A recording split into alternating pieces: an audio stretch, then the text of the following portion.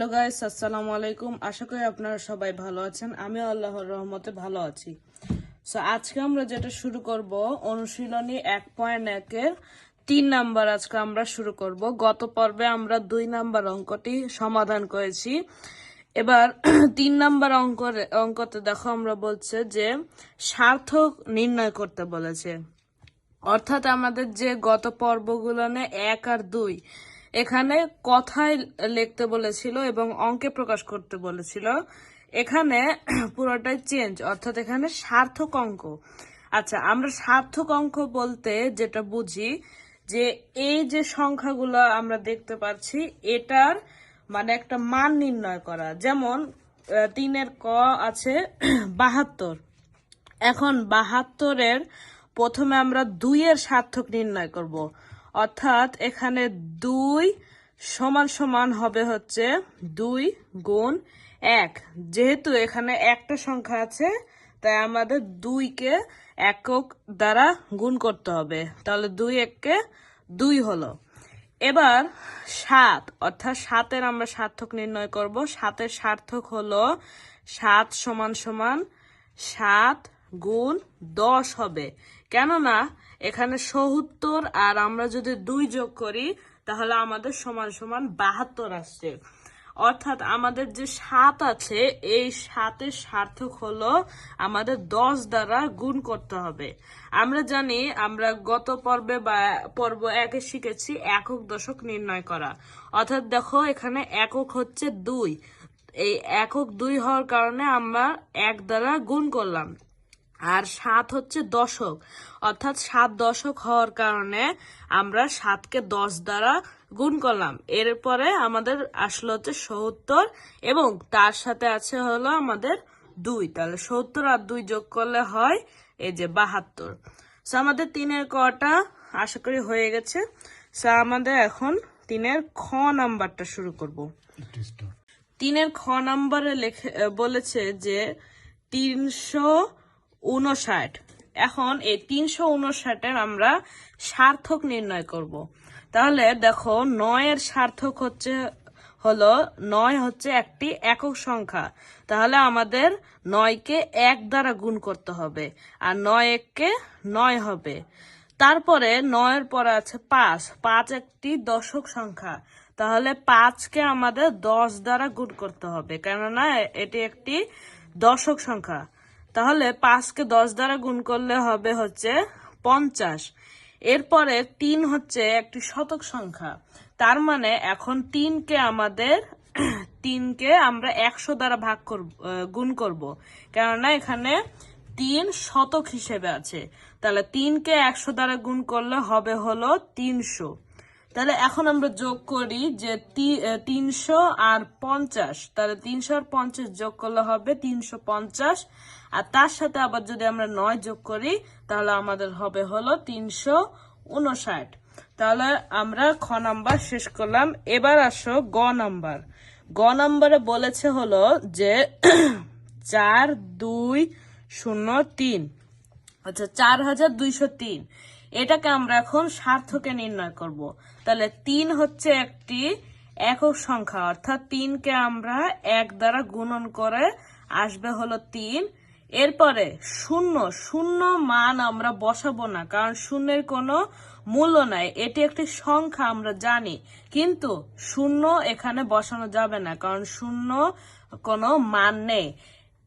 এখন 0 না দিয়ে আমরা 2-এ চলে যাব। 0 একটি দশক সংখ্যা, কিন্তু এটি না বসানোর কারণে আমরা শতকে চলে গেলাম। এবার 2 একটি শতক সংখ্যা যেহেতু, তাই আমরা 2-কে 100 দ্বারা গুণ করব। তাহলে 2 গুণন 100 সমান সমান 200। তারপরে আছে 4। এবার আমরা শতক থেকে হাজারে গেলাম। তাহলে 4 একটি হাজার সংখ্যা। তাহলে আমরা 4-কে 1000 দ্বারা গুণ করব, কেননা এটি একটি হাজারের সংখ্যা।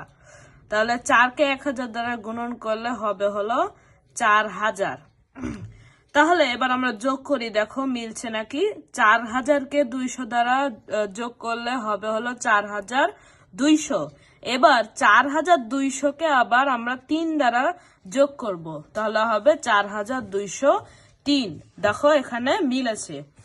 এবার আসো আমরা ঘ নাম্বারে। ঘ নাম্বারে বলেছে হলো যে ৭৭,৮০৯। আমরা গ নম্বরে শিখলাম হাজার। এবার আসো আমাদের ঘ নম্বরে হাজার অযুত, অর্থাৎ হাজারের পরের ধাপে আছে ঘ নাম্বার। তাহলে ৯ একটা একক সংখ্যা, তাহলে ৯কে যদি আমরা ১ দ্বারা গুণ করি তাহলে ৯ ৯ হবে। এবার শূন্য, আমি আগে বলেছি যে শূন্য বসানো যাবে না। তাহলে দশকের পরে আছে আমাদের শতক। শতককে আমরা ৮কে আমরা ১০০ দ্বারা গুণ করব, তাহলে ৮কে ১০০ দ্বারা গুণ করলে হয় হচ্ছে ৮০০। এরপরে আবারও শূন্য বসবে না। এরপরে ৭ হচ্ছে একটি অযুত সংখ্যা, তাহলে ৭কে আমরা ১০,০০০ দ্বারা গুণ করব, কেননা এটি একটি অযুত সংখ্যা। তাই ৭কে ১০,০০০ দ্বারা গুণ করলে হবে হলো ৭০,০০০। এখন আমরা যোগ করব। দেখো ৭০,০০০কে যদি ৮০০ দ্বারা যোগ করি তাহলে হবে হলো ৭০,৮০০। এবার এটাকে ৯ দ্বারা যোগ করলে হবে ৭০,৮০৯। আমরা ঘ নাম্বারটা শেষ করলাম। এবার আসো উ নম্বর। উ নম্বরে আছে, দেখো এই সংখ্যাটা অনেক বড়। দেখো আমি তুলছি।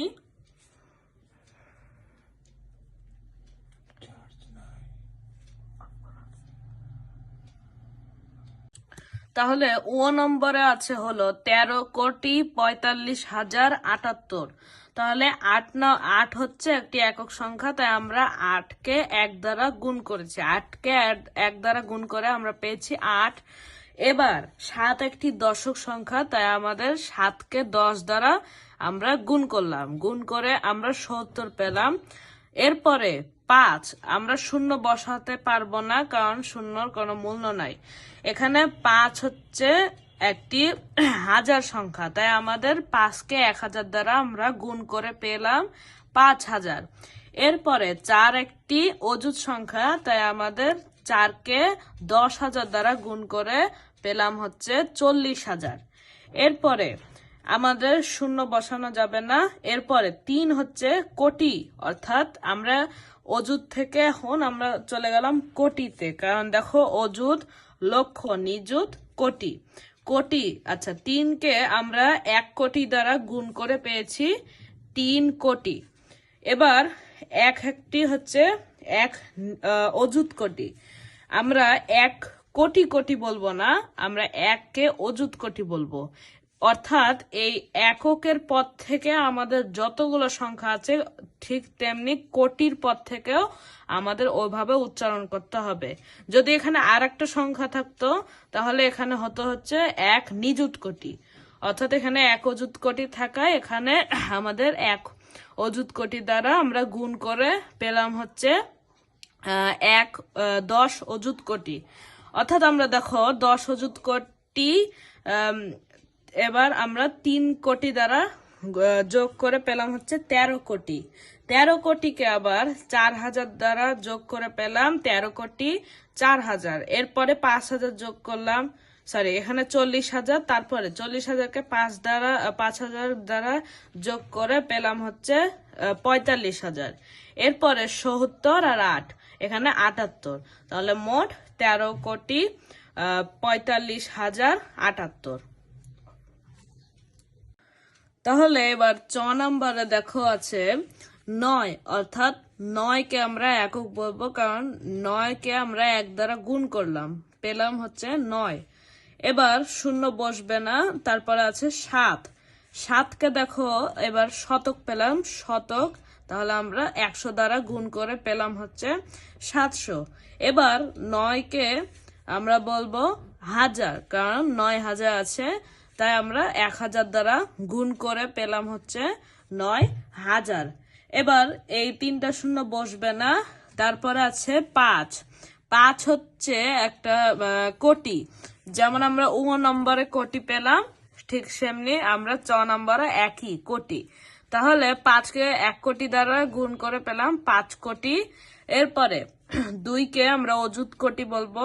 তারপর অযুত কোটি 1 কোটি, অর্থাৎ 1 অযুত কোটি সমান সমান এটা 2 দ্বারা গুণ করে পেলাম হচ্ছে 2 অযুত কোটি। এরপরে দেখো 6 নম্বরে আছে হলো যে 5, অর্থাৎ 5কে আমরা 1 দ্বারা গুণ করে পেলাম 5। এবার 4কে 10 দ্বারা গুণ করে পেলাম 40। তারপরে 8কে আমরা 100 দ্বারা গুণ করে পেলাম 800, যেহেতু এখানে শতক আছে। তারপরে 1000, অর্থাৎ 7কে আমরা 1000 দ্বারা গুণ করে পেলাম 7000।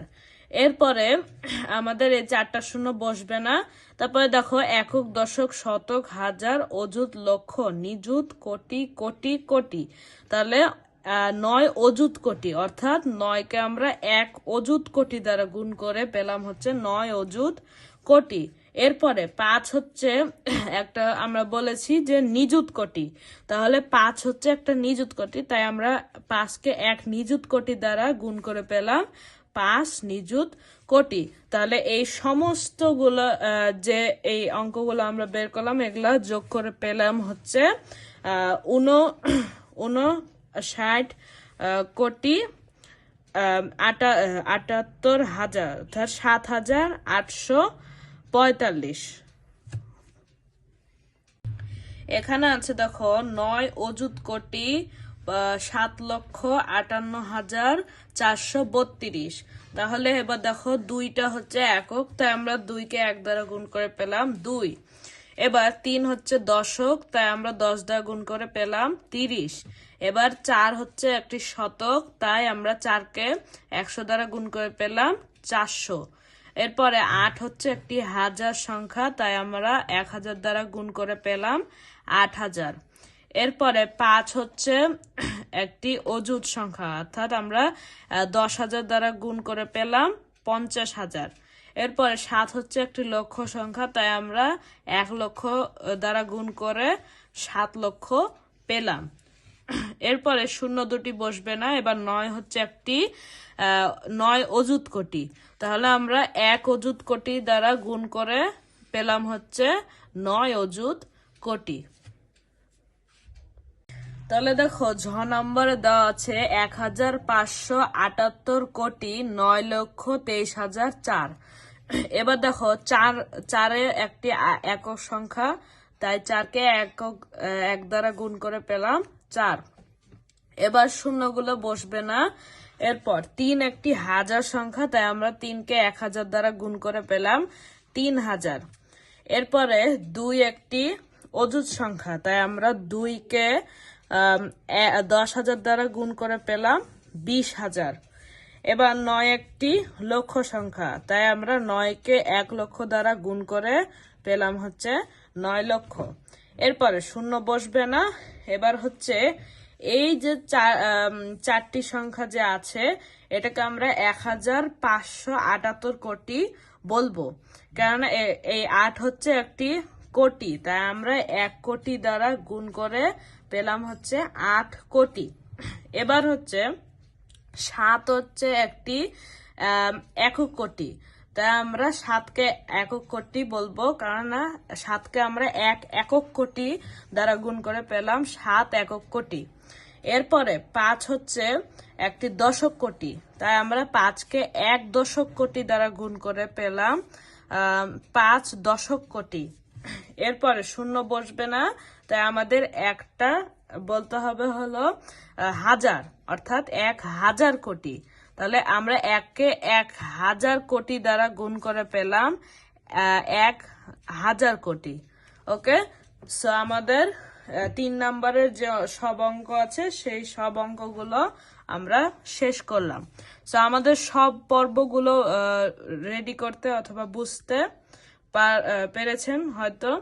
সো আমাদের পর্বগুলো দেখতে অবশ্যই লাইক এবং সাবস্ক্রাইব করবেন এবং পাশের বেল আইকনটি বাজিয়ে দেবেন।